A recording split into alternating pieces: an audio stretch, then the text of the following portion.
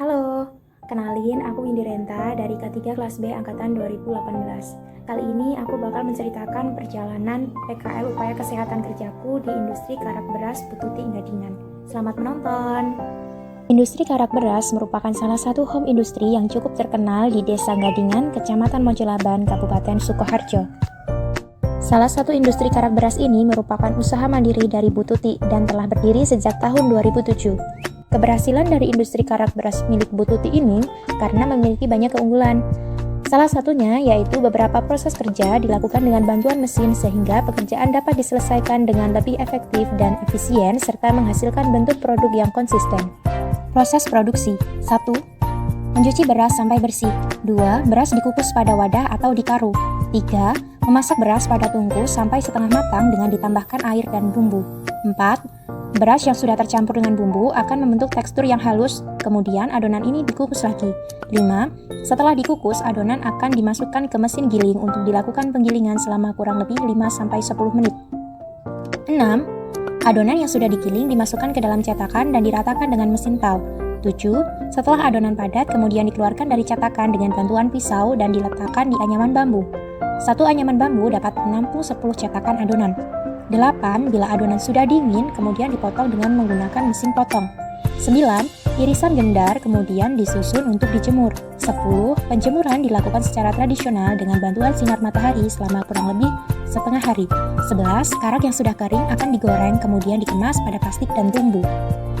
Berikut hasil identifikasi masalah yang ada di industri karak beras Bututi, di mana pada faktor biologi bahayanya adalah virus, resikonya penularan atau terpapar virus COVID-19 dengan nilai kekerapan 4, nilai keparahan 3, nilai resikonya 12, level resikonya high, dan pengendaliannya adalah pekerja menerapkan protokol kesehatan, hygiene personil, sanitasi lingkungan, pemilik usaha menyediakan APD sekurang-kurangnya masker dan sarung tangan. Setelah dilakukan identifikasi masalah, kemudian diperoleh 2 bahaya tertinggi yakni bahaya penularan COVID-19 dan hygiene sanitasi makanan.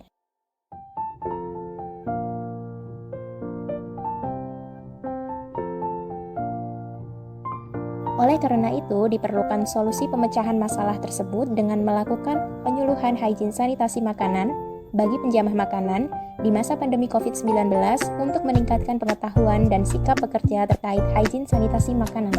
Dari 10 soal pretest, responden 1 dapat menjawab soal dengan benar sebanyak 4 soal, responden 2 sebanyak 8 soal, dan responden 3 sebanyak 7 soal.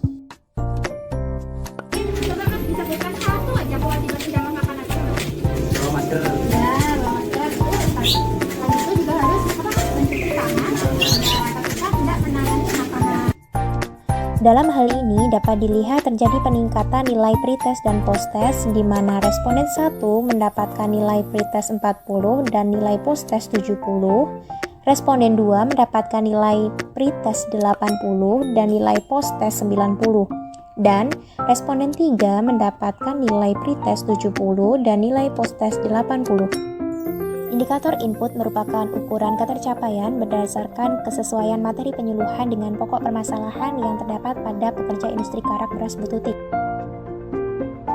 Indikator proses merupakan ukuran ketercapaian berdasarkan kesesuaian media yang digunakan dalam penyampaian materi saat penyuluhan, sehingga peserta penyuluhan dengan mudah dalam memahami materi. Media penyuluhan yang diberikan adalah slide PowerPoint terkait hygiene sanitasi makanan dan poster terkait kewajiban menjamah makanan. Indikator output merupakan ukuran ketercapaian pemahaman materi penyuluhan dan antusiasme peserta penyuluhan. Adapun indikator keberhasilan program dinilai dari perubahan sikap terkait kewajiban menjamah makanan yang dapat dilihat pada gambar sebelum dan sesudah dilakukan penyuluhan.